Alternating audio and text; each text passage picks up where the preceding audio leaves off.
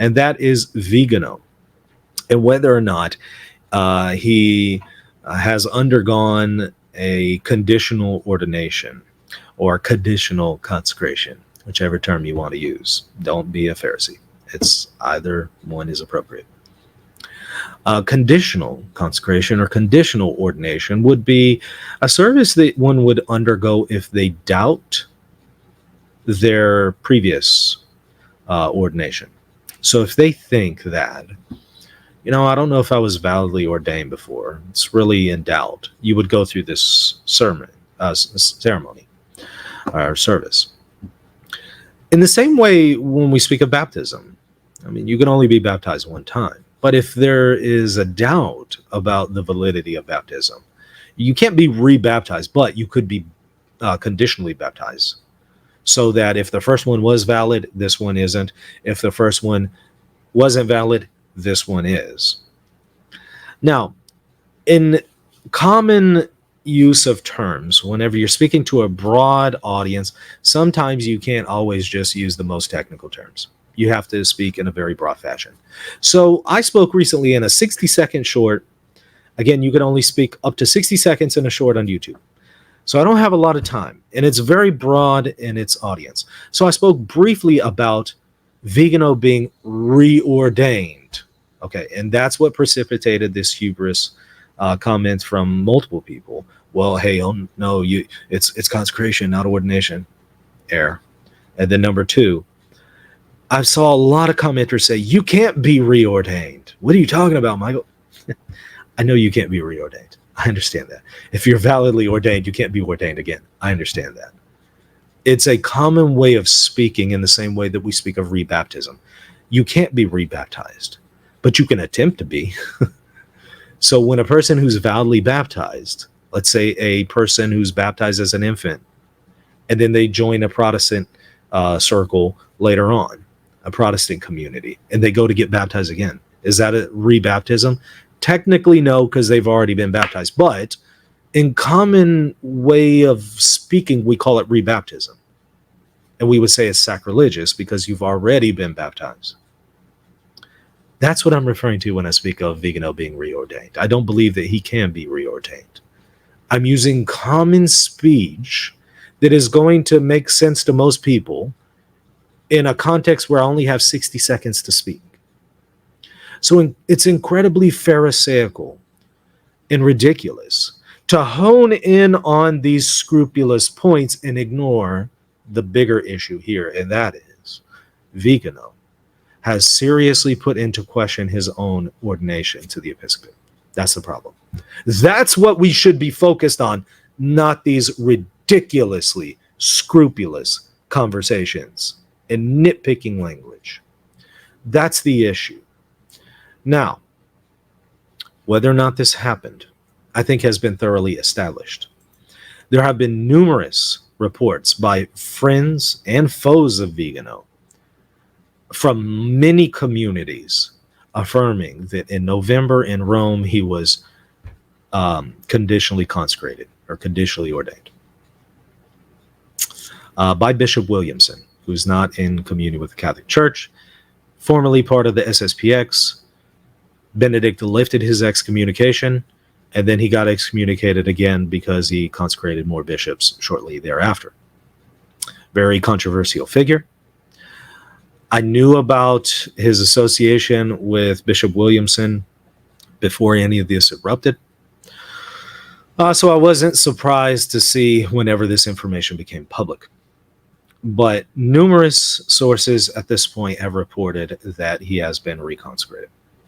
And that would make sense from his perspective because he already doesn't believe the authority of the Second Vatican Council. So why would he believe in the authority of the new rite of ordination that derived from it? Usually people who reject the Second Vatican Council, usually if they're consistent, I'm not saying everybody's consistent, but if they're consistent, they will reject the new rite of ordination and its validity.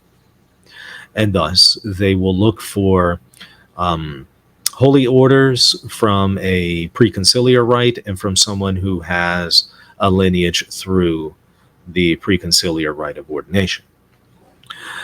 This is generally what the Sedevacantists do. since he has become a sedevacanist, it totally makes sense for him to do this. Now, he's wrong. It's wrong. He was already validly ordained a bishop. He's wrong to, go through this ceremony. But from his perspective, if he's right, okay, it does make sense. So it's hardly controversial to even point this out at this point. And then number two, I'll also add, I mean, to this day, he hasn't denied it when the news has been massive. So that already tells you, look, this happened. It's been established.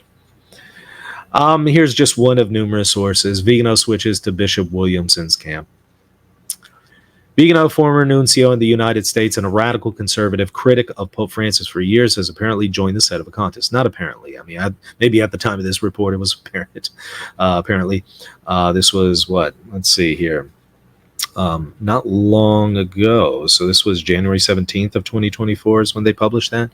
Now, it was already apparent that he had joined the Sedevacantists by then, so I would tweak that part, but whatever.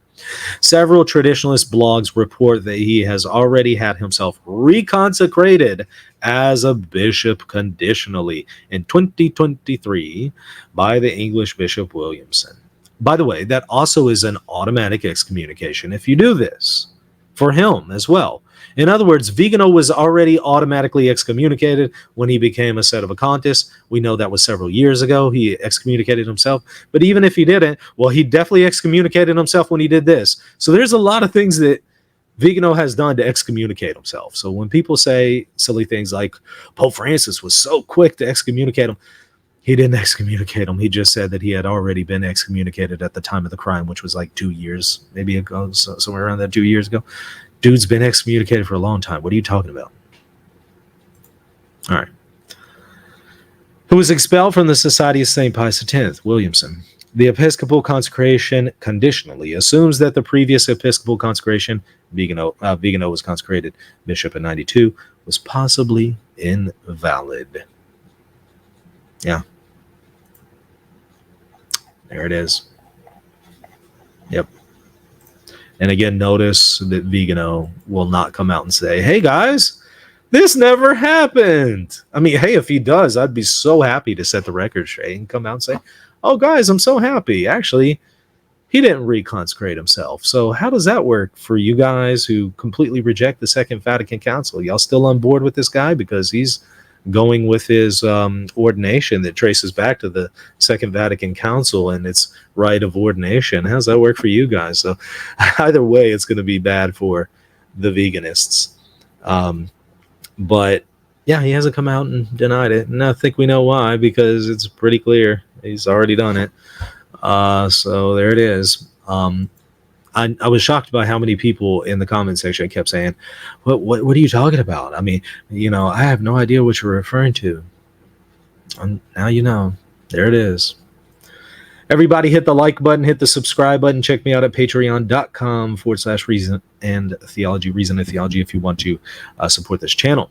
See you later. God bless. For years, I've tirelessly defended the Catholic magisterium, despite pushback from numerous people slandering this ministry, misrepresenting it, and calling for its cancellation.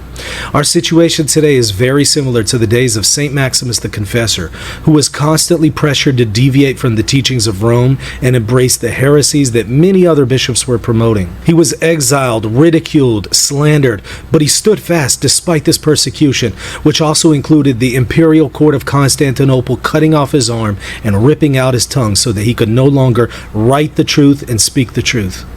It can be costly to speak the truth and defend the papacy in an age that is so hostile towards it, just like during the days of St. Maximus. But this is what we are called to do. This is the faith and tradition of our forefathers. I plead for all Catholics to stand up for our church and defend it. And consider supporting this channel that has been vindicated by Rome's decisions time after time again. You can do that by subscribing and supporting this ministry at patreon.com/reason and theology or reasonandtheology.locals.com. There's also a PayPal and a GoFundMe link in the description of this video. God bless.